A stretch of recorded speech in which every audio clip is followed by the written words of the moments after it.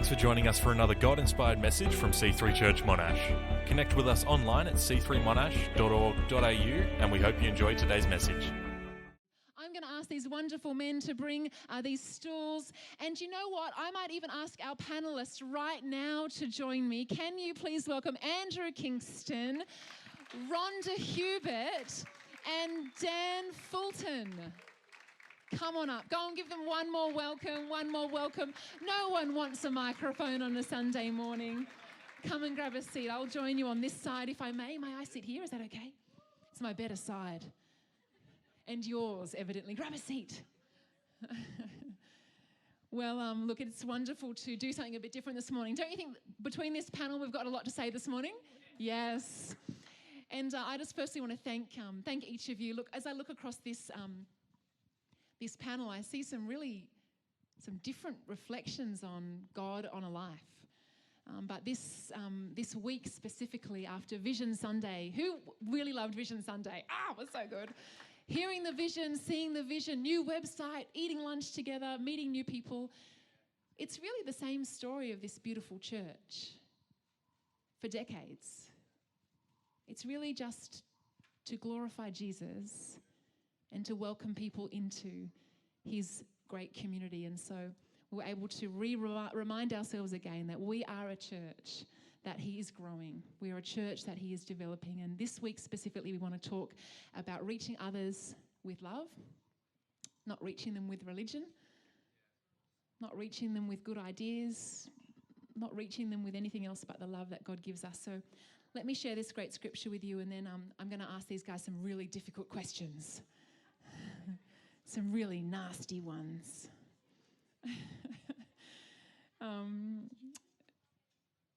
It's not here. Here we go. Here it is. John 13:34. It says, "A new commandment I give to you." This is Jesus talking. "That you love one another, just as I have loved you. You are also to love one another." Don't you think the love that Christ gives us transforms us? But it demands of us something. But not something that we don't have, something that we have been shown, and that is the love that God has shown us. And so this morning it'll be great to hear from you all. So Rhonda and Nat and Andrew run each in their own a wonderful house church, and so thank you for running those groups. Dan serves in our kids ministry. You're all doing incredible things in your profession. I know as I look across here, you all work extremely hard in what God has skilled you in, and so thank you. But I know that you also have time and love for people around you. So are you ready for some juicy questions? If you've got some really tricky ones, you could text them to me and I could throw one in. They're not prepared for. That could be fun this morning. But that first commission of Jesus was to go and make disciples, but he didn't send us without power, and that power is love. So I want to hear from you this morning. I want to hear, firstly, what maybe thought or revelation on how you share that practical love of God. What does that look like during the week? Rhonda, I'm going to start with you. May I start with you? Come on, as your Monday 9 to 5, what does that look like for you in your world? Well, I'd say a lot of you know me, but my husband and I own a legal practice, and he organises and guides and looks after the solicitors, and I do finance and administration. And that has a lot of challenges. People who come to see us, sometimes they want to be there, and other times they are going through the worst thing that has ever happened to them. And so our big endeavour is to be kind, to be compassionate, to be understanding when someone is not at their best. When people are fearful, when they're distressed, and just, to be kind and to think ahead and understand that they might say and do things that under normal circumstances you wouldn't expect. Right. But this is not normal circumstances for them. And so that's what we do. Yes, and I think if I look around this room, I'm feeling convicted. There are people in my world like that. Can you identify people in your world who they are really walking through the depths? They need to be shown the love of God, and kindness goes so far. The kindness of God that we've received must extend beyond us. It's awesome. I'm going to throw it to you, Dan. What do you think? Yeah. So I'm a branch head in federal government in HR, so similar. I see the best and worst in organisations, and often people who are in a tough moment or need to improve or have done silly things. And so that is a hard time for anyone, but I think for me, it's around trying to not judge people. It's around actually trying to get around you, understand it, and also being genuine in that even as a Christian, and my staff know that I'm a Christian, my life is not perfect. It's not Instagram, it's not Facebook where everything is a highlight reel. And it is in going, you know what, I haven't got things figured out myself, but showing a positive, I suppose, nature and going, you can get through things. And people will look for it as well when they see you go through hard times and go, okay, Dan still remains optimistic of a future. Why? And that's very different in the world that we live in, where a lot of people are looking for why, purpose. So, yeah. I think we can all resonate with not being perfect. Who's with me? If you're a guest this morning, right, you can resonate with this as well. You know us pretty well. You know this room.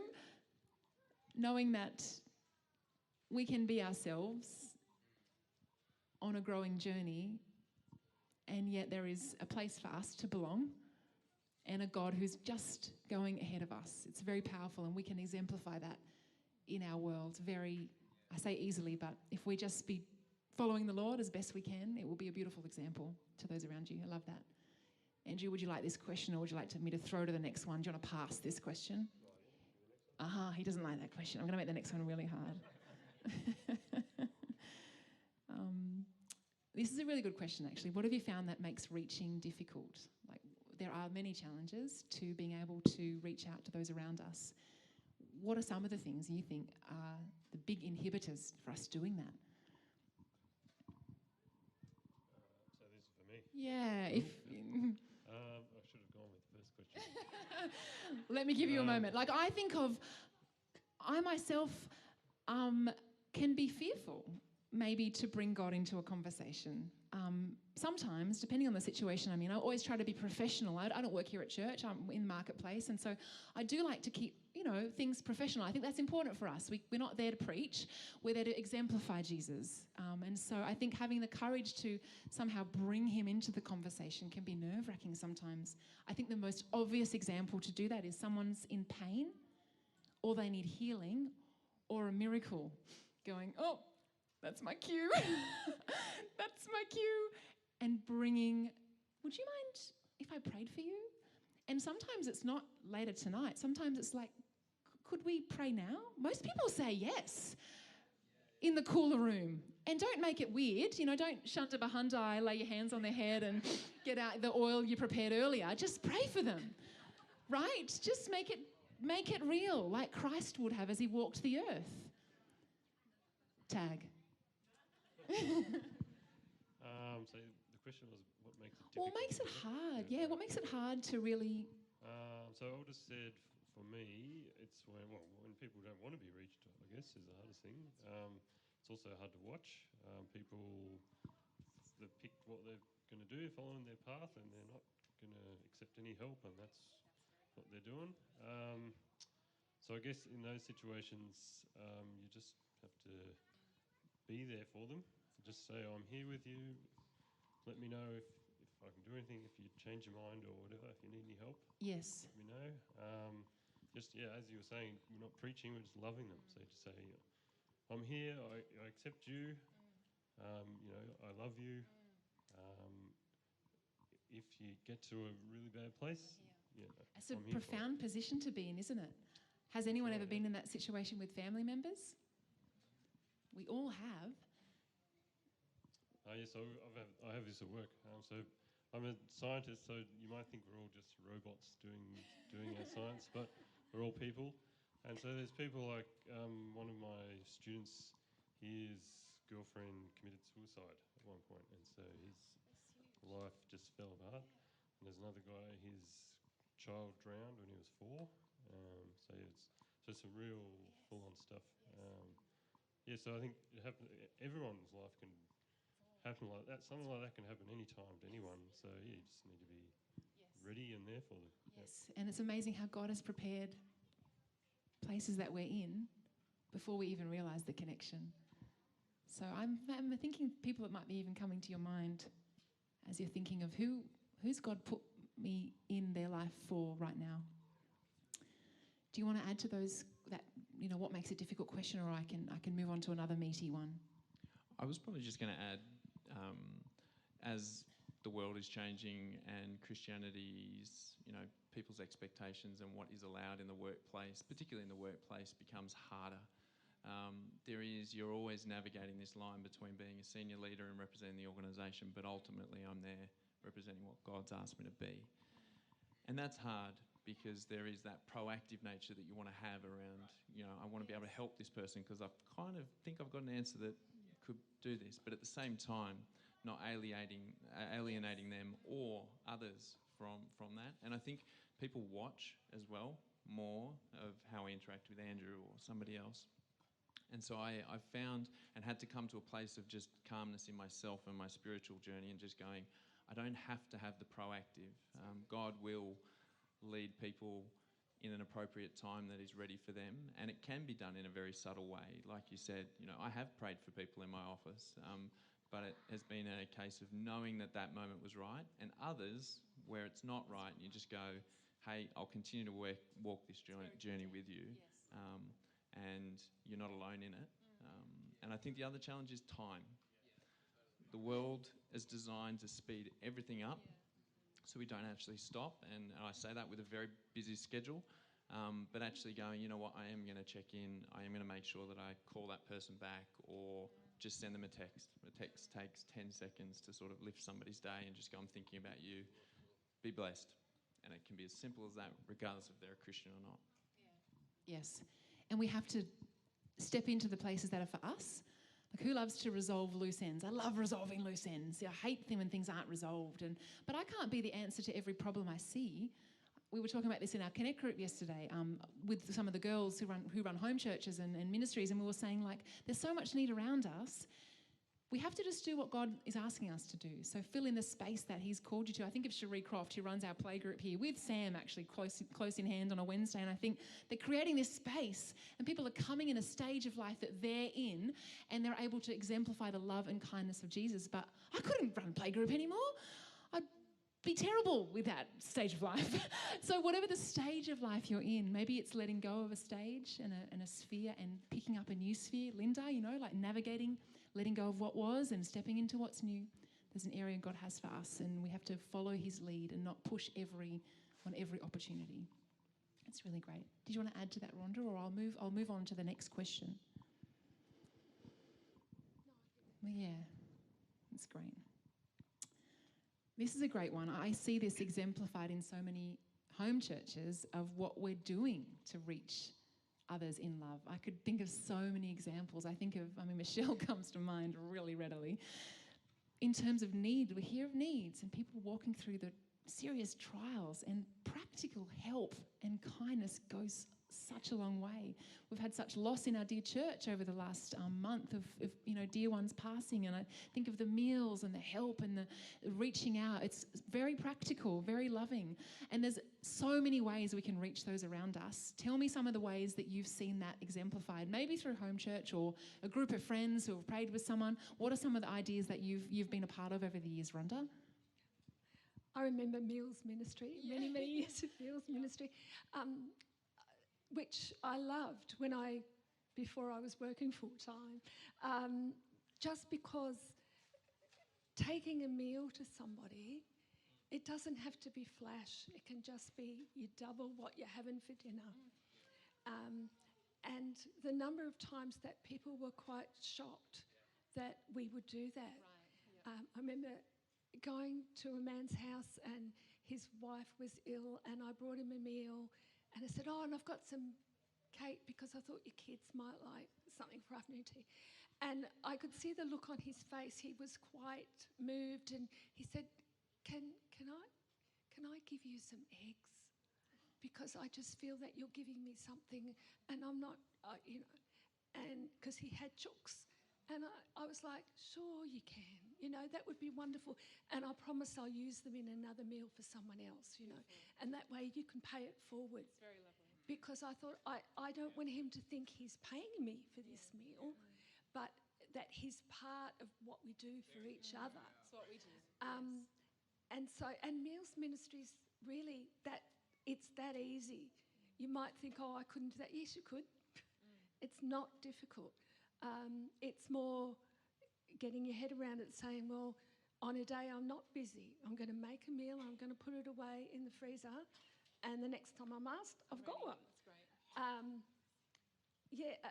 And I guess too, in our group, Michael's done things like he's gone out and mown people's lawns because it needed doing. Doesn't need to be advertised. It's just a job that needed doing, so he went and did it. Kindness goes a long way. It does. I think if Dave Croft, he'd go and mow the people their lawn next door because they didn't have a lawnmower. So he'd just not to, be a big deal, but just because it needed doing. And when you see things around, it doesn't have to be a big thing, but it opens doors for you. There's the scripture that says, your gift will make a way for you. And so, if you, even the smallest thing that you do for someone gives you an in into their world. People will invite you in because you've bothered to to help. It's really good, yes. We dropped a meal to our neighbour. She's had back surgery this week, and she was, I think it's like the first meal, she couldn't believe it. She's like, are you sure? I think, I really appreciate it. I thought, I hope it's good, because I cooked it, not James. But your gift, you need to be there. Just be there for people. Just do what you need to do to be there. And I know that you all are active in those ways. I want to flick to you, Andrew, because I know you do an incredible work practically in our local school, and I'd love you to tell us a little bit more about that and what that looks like, because it's a remarkable ministry. Yeah, sure. So our church has been running this thing called Kids Hope for, I don't know, maybe 10 years or more now. I think it's an awesome program. So we partner with, so that it's we used to be run by World Vision, but now it's its own entity. And so they partner churches, each church, one church with one school, and then the church nominates mentors and the school identifies at-risk children, and then you just you match one mentor to one child, and you just hang out for 1 hour each week. And it's amazing to see the change in their lives. It's unbelievable, yeah. So some of these kids, they don't get anyone's attention for starters. They don't have people in their corner. They don't think they can do anything. They've got no confidence, no resilience, and so just going to hang out with them can completely change the trajectory of their life. Yeah, so it's very powerful. I imagine that's very powerful. Like Jesus had 12 people. So how many years on are we from Christ's death and resurrection? He led and mentored and invested into 12 people. And here we are today. There are people, individuals, not that many. There are individuals God has for you. If you're running a connect group, running a house church, leading, loving on people around you, there are people right now that God has for you. I think it's a remarkable ministry. And in fact, you may have seen the artworks in the foyer. They're beautiful. They've been painted by, they are going for auction, thank you. There's a silent auction to raise money for this great ministry. And so make sure you take a look at that, and you can jump by the Hello Hub to be part of that auction. But it's an amazing ministry. So I honour you for what you're doing. And maybe that's an area you want to serve in. So keep that in mind. Dan, I'm going to flick to you. What's coming to mind as you think of practical ways in which we're reaching out to those around us? For me, I send a text message to just someone who's on my mind on the way to work. Doesn't even cost 25 cents anymore. But I just try and think of someone. It could be someone from soccer. It could be someone from work. It could be someone just generally that pops to mind. There will always be someone that pops to mind. And it's just short and sharp, but letting them know that someone's thinking about them and that they want them to have a good day. Because often people go into the day with so many things on their shoulders, and it's like, okay, there's somebody else that's thinking about me. And one of the other things I just was going to say, and it's for all of us, but probably geared at the younger section over here as well, is just The Mileses, is that who you're referring to? Correct. Specifically for the Mileses and those that are in their sphere around there. Just be you, as in with regards to don't change who you are for those around you, because I think if I've seen anything, the people that bring the most confidence, and I'll talk about in the sporting context for me, are often the ones that are looking the most for where they're supposed to go. So just be you, and if people are asking you to change from the things that you hold close to you, they're not the right people to be around you. So I only say that because I've learned over the years of sport that me being me, people notice those differences. There are things that we share in common that we love and we get, passionate about sport and everything like that, but they notice the difference in you. So keep that, because that's the light that you can't explain when you have it, but when you have it, and others notice that you have it. And so I think through my sport, I've seen my last tour, we were in Indonesia and going to play, and the group wanted to know what I listened to in my headphones before the games. And it's always been Christian, it's been upbeat, but they noticed a difference in me. And so my last big game, grand final in Indonesia, and we're in a Muslim country, listening to, I can't remember who it is now, Christian artist, pumping these tunes out because my team wanted to listen to that. And it's like, they might not be Christian, but they were listening, and that stadium had Christian music pumping for at least 3 minutes. That was good. So don't change who you are, because people will notice who you are. That's an amazing, it's true. And thank you for representing Australia in futsal. I'm yet to watch a game, but I promise I will. Hey, look, unless there's anything else you'd love to add, I would love to. I don't want to cut you off now. I feel like I've done a. No, you're good. I was just going to please, say, yes. Dan just made me think. If you think I don't know how to sort of start, let people know I'm a Christian and anything like that. Just people say things like, "So how's your weekend?" It's very good. It was great. What did you do? Well, I went to church, and immediately they know, Christian. So then when something comes up, you can say, I'll say a little prayer for you, okay? And you don't have to do the big, oftentimes we think we need to do this big evangelism thing. You don't. They know who you are, and they know that if you say you'll pray, and then the next thing you need to do is pray. Don't just say I'll pray and not do it. I'm mindful, we were blessed many years ago to go to South Korea, where the largest church in the world is, and it grew through women who had home connect group meetings, and they'd invite their neighbours in, and their neighbours would tell these women what their burdens were, what their problems were. Or my son did this, or my child, or my husband, whatever. And the women would say to them, I'm going to pray, and when my God answers your prayer, you come and tell me. Wow. And the church exploded. And I think, it was that simple. It wasn't a massive evangelistic drive. It was person to person saying, I'm going to pray, and when God answers, come and tell me. And that's the opening that you need. Really true. The Lord is about loving people. He's about meeting needs, and He cares about the people in our world. So we're going to close it there. Can we thank them just this morning? Thanks for listening to today's message. If you have any prayer needs, email prayer@c3monash.org.au or connect with us online.